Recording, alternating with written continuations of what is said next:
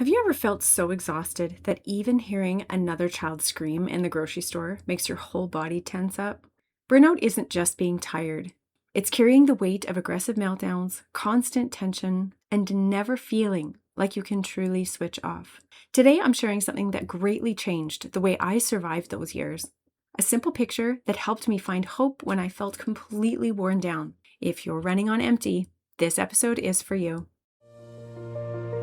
If you're tired of feeling helpless during your son's meltdowns and isolated by the stress it brings to your family, and you want simple steps to open communication, reduce outbursts, and bring more peace to your home, you're in the right place. Hey, I'm Cynthia, wife and boy mom. I remember having a child who looked typical, but spent hours falling apart at home. I learned how to stay confident during the stress of meltdowns and build connection without resorting to heavy-handed parenting. If you're ready to reduce the meltdowns and aggressive behavior and finally see that what you're doing is actually helping, then grab my hand. I am the mom you've been waiting to meet.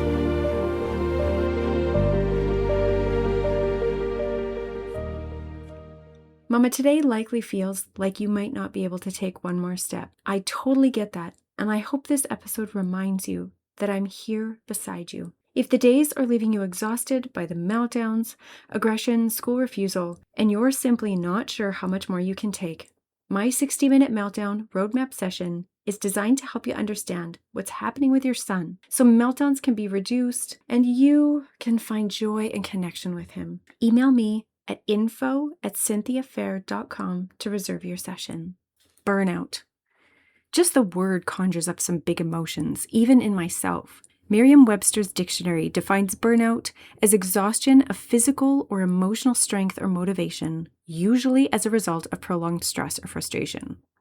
Is that you? Because it certainly was me. All these many, many years later, and I'm completely vulnerable here. A child screaming in public still takes me right back to our early years. That sound triggers something deep inside me. I immediately want to fix it or run or get away. What you are going through is hard. It's enormous tension and chaos that you rarely get a break from. There is no just getting away from it. Burnout doesn't always look like falling apart. Sometimes it looks like functioning. You still make the meals, do the laundry, get everyone where they need to be, but inside you feel numb, anxious, overwhelmed, or like you have nothing left to give. You love your son fiercely. You're just tired of carrying the weight of it all.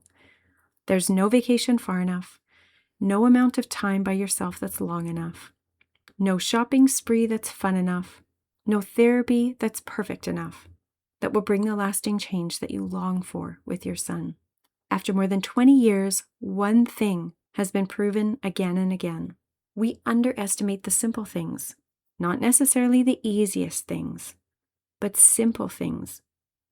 Survival mode feels like such a deep pit that we assume we need some huge break to climb out. But I've actually found that it's the simple things that slowly pull us back towards solid ground. I'd like you to imagine a triangle with me. The next time burnout starts to close in, I want you to picture these three corners. Each one is somewhere you can go when you're feeling overwhelmed. The first corner is don't blame yourself. This can become a thought pattern that cycles so quickly into a downward spiral. What I often see happen is we try to win the battle by becoming hypervigilant. We try to eliminate every possible trigger for a meltdown. We analyze every decision, we wonder what we missed, and then your energy gets drained very quickly when you believe you failed every time your son melts down. But his meltdown is not proof that you are failing. The second corner.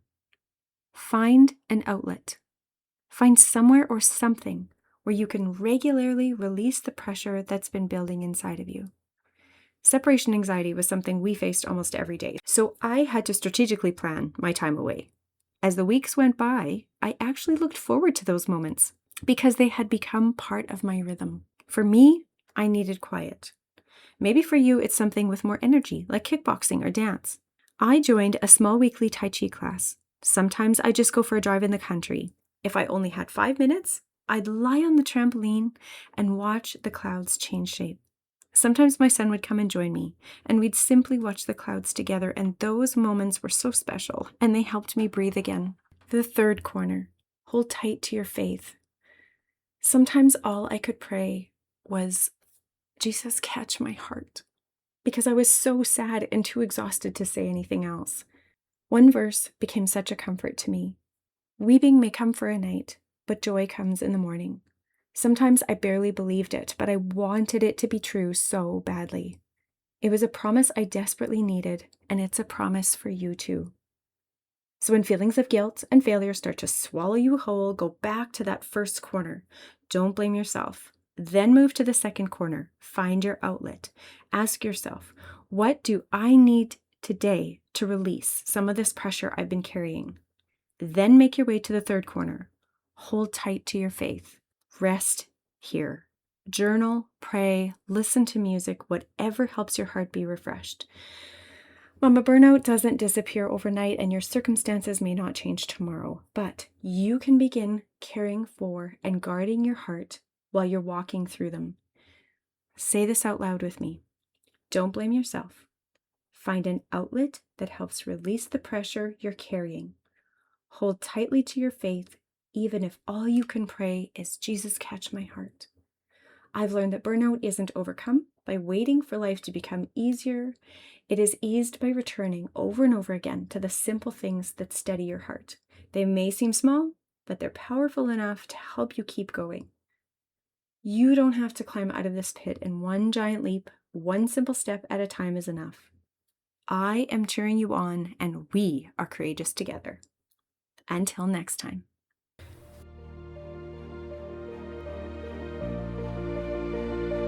Hey Mama, I hope you enjoyed today's episode. If so, would you take 30 seconds and share it with a friend who may be on an uphill battle with her son's unique challenges? Also, please leave a quick review for the show on Apple Podcasts. It lights me up to know this podcast is helping you. All right, time to breathe and know that you have everything inside of you to courageously raise your brilliant son. I'll meet you back next week for another episode. Bye.